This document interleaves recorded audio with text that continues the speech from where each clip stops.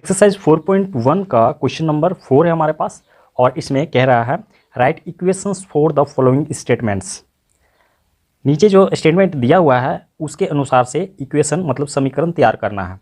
यहाँ पे स्टेटमेंट पढ़ना है और उसके अनुसार इक्वेशन बनाना है। तो देखिए फर्स्ट में दिया हुआ है the sum of numbers x and 4 is 9।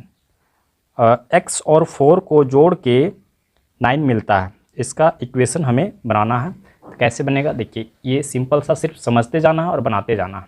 ठीक है, तो यहाँ पे है 4 का फर्स्ट पार्ट लेते हैं और जैसा कि वो स्टेटमेंट कह रहा है उसके अनुसार से हम इसको लिख देते हैं।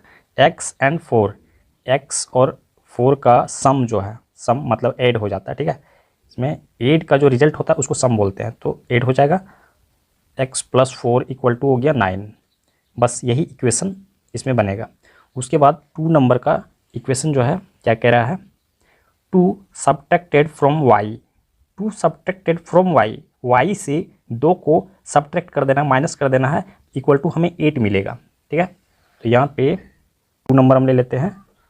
2 सब्ट्रैक्टेड फ्रॉम, फ्रॉम मतलब से, ठीक है, y से माइनस को जब हम 2 को जब हम माइनस कर देते हैं तो हमें मिल जाता है 8, y - 2 = 8। ये होगा सेकेंड इक्वेशन। उसके बाद थर्ड पार्ट में क्या कह रहा है, इसको पढ़ते हैं। 10 times a is 70। 10 times a को 10 बार लेते हैं, मतलब 10 टाइम्स मतलब 10a हो गया। ठीक है, 10a = हमें मिलता है 70। तो यही इक्वेशन हो गया 3 नंबर का। फोर्थ नंबर में क्या कह रहा है, फोर्थ नंबर में यहाँ पे कह रहा है the number b divided by 5।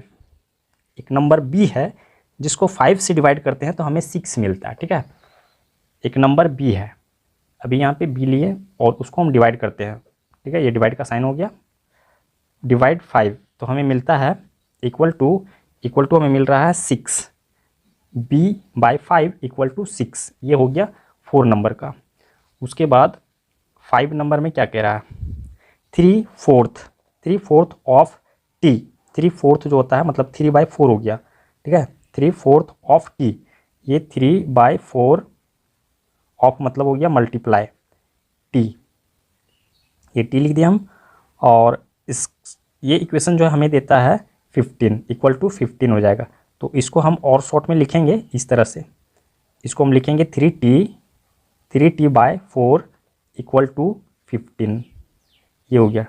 6 number को हम लेते हैं। 6 नंबर में क्या है, ये कह रहा है 7 टाइम्स m, 7 टाइम्स m मतलब जो है 7m हो गया। 7 टाइम्स m प्लस 7 फिर उसमें 7 ऐड करना है, गेट्स you 77।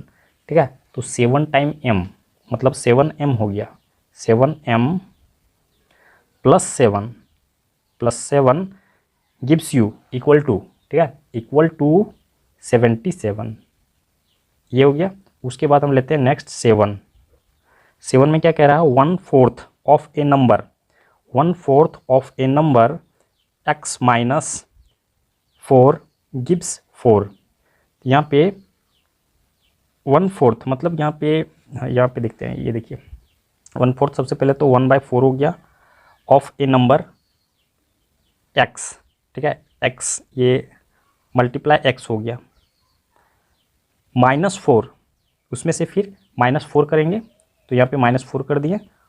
उसके बाद हमें क्या दे रहा है, गिव्स 4, तो = 4 हो जाएगा। यहाँ पे =4 करेंगे।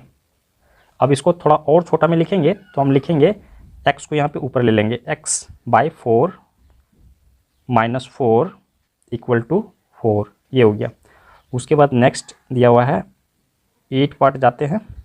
यहाँ पे क्या कह रहा है, if you take away 6 from 6 times y, 6 times y, 6 time y में से 6 निकाल लेते हैं। ठीक है, इसका मतलब है कि 6y, सबसे पहले 6y में से 6y मेरे पास रहेगा और उसमें से हम निकाल लेते हैं 6, मतलब माइनस कर देते हैं। 6 times if you take away 6 from 6 times y, इसको ध्यान से पढ़ना, बार बार पढ़ के आपको समझना है। 6 टाइम y से हम 6 निकाल लेते हैं, यू गेट 60 मतलब = हो गया। ठीक है, = 60। ये इक्वेशन आ गया। उसके बाद आ गया लास्ट जो है 9। इसमें क्या कह रहा है, if you add 3 to 1/3 of z, 1/3 of z, देखिए 1/3 ऑफ जेड, 1/3 ऑफ जेड मतलब ये मल्टीप्लाई जेड हो गया, और उसमें 3 ऐड कर देना +3। अब क्या दे रहा है हमें, यू गेट 30, तो हमें मिलता है 30 इक्वल टू यहाँ पे हो गया 30। अब जो है यहाँ पे इसको थोड़ा छोटा और कर सकते हैं, जेड को हम ऊपर ले जाएंगे, ये जेड जो है ऊपर चला गया और /3 हो गया, +3 हो गया, उसके बाद जो है 30, +3 हो गया, उसके बाद 30। तो बस सिंपली इसी तरह से आप लोगों को क्रिएट कर लेना है। तो ये कंप्लीट हो गया क्वेश्चन नंबर 4। नेक्स्ट क्वेश्चन लेते हैं।